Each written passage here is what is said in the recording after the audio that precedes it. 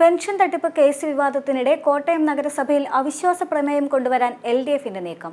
നിലവിൽ സ്വതന്ത്രരുടെ പിന്തുണയോടെ UDF ആണ് നഗരസഭ ഭരിക്കുന്നത്. 52 അംഗ നഗരസഭയിൽ LDFനും UDFനും 22 അംഗങ്ങളാണ് ഉണ്ടായിരുന്നത്. BJPയുടെ 8 അംഗങ്ങളും ഒരു സ്വതന്ത്രനും നഗരസഭയിലുണ്ട്. സ്വതന്ത്രയെ ചെയർപേഴ്സൺ ആക്കിക്കൊണ്ടാണ് UDF നഗരസഭാ ഭരണം പിടിച്ചെടുക്കുന്നത്. അതിനിടെ കഴിഞ്ഞ വർഷം 38ാം വാർഡായ ചിങ്ങവനം പുത്തൻതോടിലെ കൗൺസിലർ മരണപ്പെട്ടിരുന്നു. ഇതോടെ UDF കൗൺസിലർമാരുടെ എണ്ണം 21ആയി കുറഞ്ഞു. കഴിഞ്ഞ ആഴ്ച പുറത്തുവന്ന പെൻഷൻ തട്ടിപ്പിൽ UDF ഭരണസമിതിക്കെതിരെ LDF പ്രതിഷേധം ശക്തമാക്കിയിരിക്കുകയാണ്. അതിനിടെയാണ് അവിശ്വാസ പ്രമേയത്തിനും LDF നീക്കം നടത്തുന്നത്. അവിശ്വാസ പ്രമേയത്തിന് BJP അംഗങ്ങളുടെ പിന്തുണയും LDF തേടിയിട്ടുണ്ട്. പെൻഷൻ തട്ടിപ്പിനെതിരെ ഇന്നലെ സമരം ചെയ്ത BJPക്ക് അവരുടെ ആത്മാർത്ഥത തെളിയിക്കാനുള്ള അവസരമാണ് ഇത് എന്നാണ് CPMന്റെ സംസ്ഥാന കമ്മിറ്റി അംഗം K. അനിൽകുമാർ പറഞ്ഞത്. BJP പിന്തുണച്ചാൽ അവിശ്വാസ പ്രമേയം പാസാകും. അങ്ങനെ വന്നാൽ സ്വാഭാവികമായും LDFന് ഭരിക്കാനുള്ള അവസരമുണ്ടാകുമെന്നും K. അനിൽകുമാർ ചൂണ്ടിക്കാട്ടി. എന്നാൽ BJP തീരുമാനം നിർണായകമായതിനാൽ സംസ്ഥാന നേതൃത്വത്തിന്റെ നിർദ്ദേശമനുസരിച്ച് ആയിരിക്കും പാർട്ടി നിലപാട്.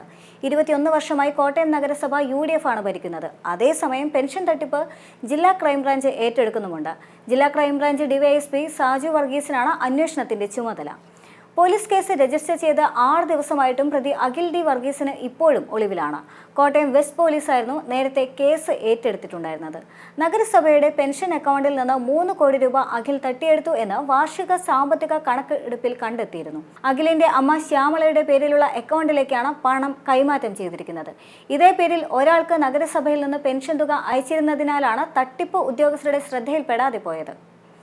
ഈരാറ്റുപേട്ട നഗരസഭയിൽ നിന്ന് സ്ഥലം മാറി 2020 മാർച്ച് 12-നാണ് അഖിൽ കോട്ടയത്തെത്തിയത്. 2023 നവംബറിൽ വൈക്കത്തേക്ക് മാറ്റം ലഭിച്ചു. ഈ കാലയളവിലായിരുന്നു തിരിമറി എന്നാണ് കണ്ടെത്തിയിരിക്കുന്നത്. പിതാവിന്റെ മരണത്തെ തുടർന്ന് ആശ്രിത നിയമനത്തിനായാണ് കൊല്ലം കോർപ്പറേഷനിൽ അഖിലിന് ജോലി ലഭിച്ചത്. അഖിലിന്റെ അമ്മ കൊല്ലം കോർപ്പറേഷനിലെ താൽക്കാലിക ജീവനക്കാരിയായി വിരമിച്ച ആൾ കൂടിയാണ്. അതേസമയം സംഭവത്തിൽ കോട്ടയം നഗരസഭയിലെ പെൻഷൻ വിഭാഗത്തിലെ superintendent Shyam, public health nurse promoter Bindu, accountant വിഭാഗത്തിലെ സീനിയർ ക്ലർക്ക് എന്നിവരെല്ലാം തന്നെ സസ്പെൻഡ് ചെയ്തിരുന്നു.